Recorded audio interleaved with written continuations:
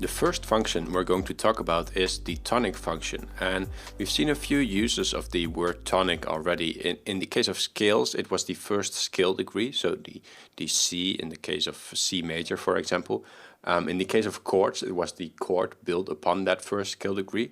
And in the case of functions, it means a place of rest. It's where the music comes from, but also where the music is going. And the tonic function gives us a feeling of being at home. Everything is peaceful and relaxed, and we've created stability in our musical landscape. And usually this function is used at the beginning of a progression or at the end to give us a feeling of conclusion. Now, chords that have the tonic function traditionally are the 1 and the 6 chord. And if we look at these chords, we can actually see why. So let's add a 1 chord here. And then let's add a 6 chord, so we're in C minor here. Now from this, they don't look very similar, but if I take these top 2 notes and I transpose them down an octave, you can see that the difference between the 1 and the 6 chord is only 1 note, and it's just a half step. And both of them have the tonic note, the C, and both of them have the E flat. Now, in some contexts, the 3 can also be used as a tonic chord, as it shares 2 notes in common with the 1 chord. Let's add the 3 here, or 3 chord, which is a major chord in minor keys. So this one, if we transpose, if we transpose this down, we can see that from our tonic chord, it's only also a difference of 1 note. That 1 note, however, was the most important note because it was a C and now this is a B flat. So this 3 chord, it doesn't actually have the tonic note, which the tonic chord obviously and the 6 chord do have. So because of that, traditionally it's not a chord that has the tonic function, but we can still use it in our functional harmony examples. It just has a less strong effect than the other 2 chords. So we use the tonic function to signal a place of rest, to signal our home key.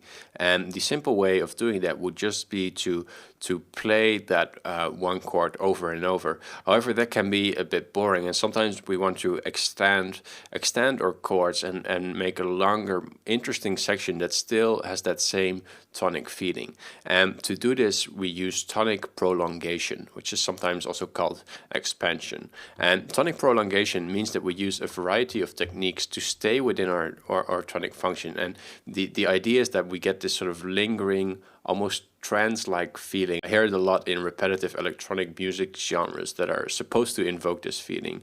Techno would be an example of a genre that uses this technique to great effect. Now, there are multiple ways to prolong the tonic feeling, and the most common one is to just repeat the tonic chord in different inversions. So we have our 1 chord here, and then we can transpose this one up, then we can repeat this thing, then we can transpose this one up. So these are all just 1 chord, they're all tonic chords, but they're being used in different inversions, and here we can go down again. So this would prolong tonic.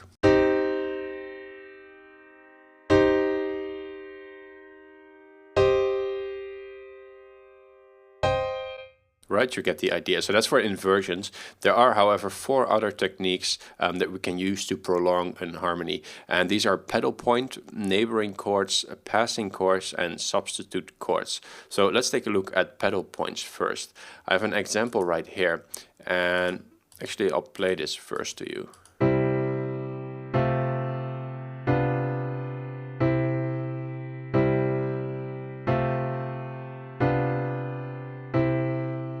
And what you might notice in this progression is that not all of the chords are tonic chords, which brings up an important point that might sound a little bit counterintuitive, but we don't necessarily have to use exclusively tonic chords to create a tonic feeling. It's more about how the chords are being used. So it's about the function more than it's about the actual chords, which adds a new layer of expertise to our analytical abilities, because not only do we want to be able to look at a chord and identify its function, we also want to take into account the surroundings of that chord and see in which environment it's being used and what that means in context of the full progression. Or in other words, we're starting to look more on a horizontal scale to chords to the left and to the right of the current chord. And in this example, what you'll see is that even though we use different chords, we keep that tonic feeling simply because we keep repeating that tonic note. And that is what pedal point is all about. It's repeating or sustaining the bass note while playing other chords on top of it. So here's another example of that.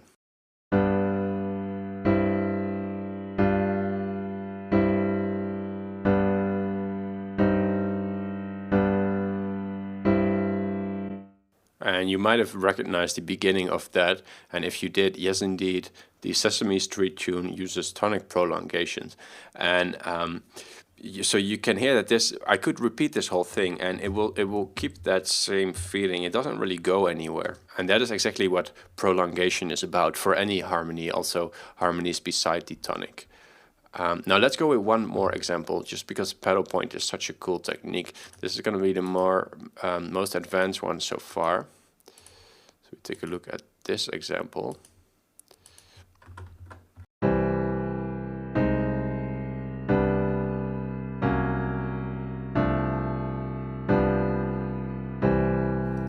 And this progression, more than any of the others, it shows one of the really nice features about pedal point, which is we can go freaking crazy with our chords and still get a very stable sound simply because we're repeating or sustaining that tonic note. So here's the tonic note repeating over and over again, and here we do all these modulations. In case you're interested about the chords I used here, you can see them right here. We have a 1, we have a flat 6 chord, a 5, a flat 5, a 2, and then a 5-7 chord, and then a 1 chord again. So that's a pretty sophisticated progression, and without this pedal point it would definitely sound like it's traveling somewhere. But because we're repeating the same bass note over and over, it still keeps us in the same place. Alright, let's take a look at the next technique, neighboring chords. This one is very simple. It just means that you use a tonic chord, then you jump to any other chord, and then you use that same tonic chord in its same inversion. And this last part is important. You want to use that tonic chord in the same inversion if you want to talk about neighboring chords. So let's do that. We start again with a C minor chord, and then we repeat that, and we'll change this to, well, let's do an F minor chord, and then we'll jump back to that same C minor chord.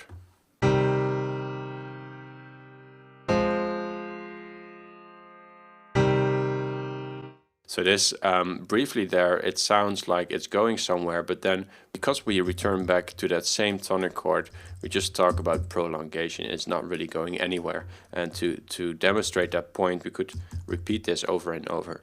And that's a little bit of the thing with prolongation. Often if you can repeat the pattern, then it starts to sound prolonging.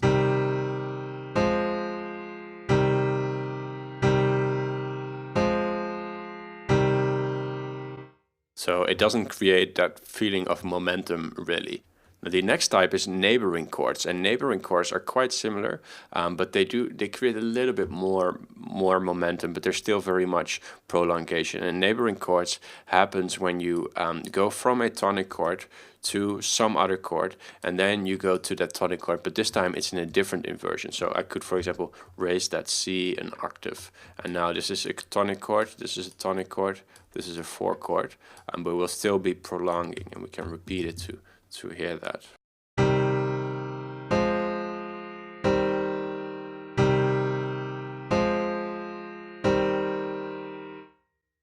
Right, so hopefully you start to internalize this sound of prolonging, what it sounds like if a progression is staying in the same place. Now usually when we talk about passing chords, because we use different inversions, we get sort of this stepwise motion in the bass line. To show you that a little bit more clearly, like for the bass line, we're always looking at the lowest notes, right? So right now our bass line is C, and then F, and then it's E flat. Now we could put this F in a different inversion, so we could put the 3 at the bottom maybe, and then we could take this C chord, and now we have a stepwise motion with our bass where it sort of steps down, even though these are the same chords. And you're gonna clearly hear that pattern when we repeat this. And we could also, we can choose any other chord here for this middle chord. We could choose a 7 chord, for example. So that is for passing chords, and then there's the last method for prolongation, which is substitute chords. And substitute chords just means that we can use different chords that have that same tonic function. So this would be that 6th chord, for example. And we can use a combination of this with alongside other techniques. So for example, if we use that with this passing chord example, what we would do is rather than make this a 1 chord, we would make this a 6th chord, just like that.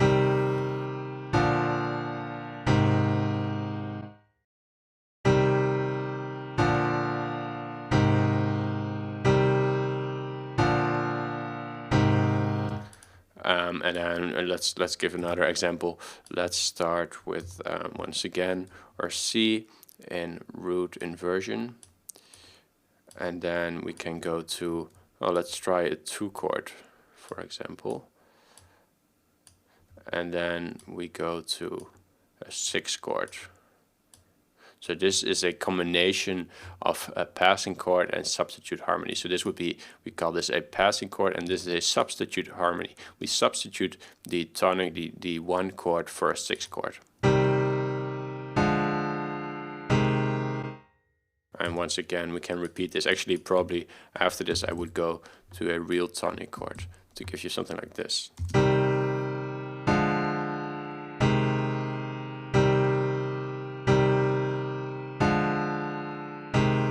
So all of these examples are prolongational, but keep in mind with neighboring chords and passing chords and all that terminology that it's just different names for the same feeling we're trying to get. And I think it's good to focus on the function more than on those different names, as that allows you to get more creative with this technique as well. For example, in electronic productions, you could have a single drone note to prolong the tonic, or you could add a delay with like a high feedback amount to a tonic chord to keep repeating that chord, and will create that same feeling. So try to think about what you're trying to do.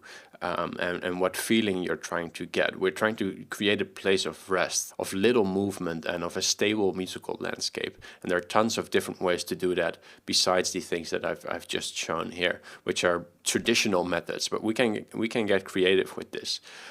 What, however, if we want to create a lot of tension instead? Well, let's take a look at the dominant function.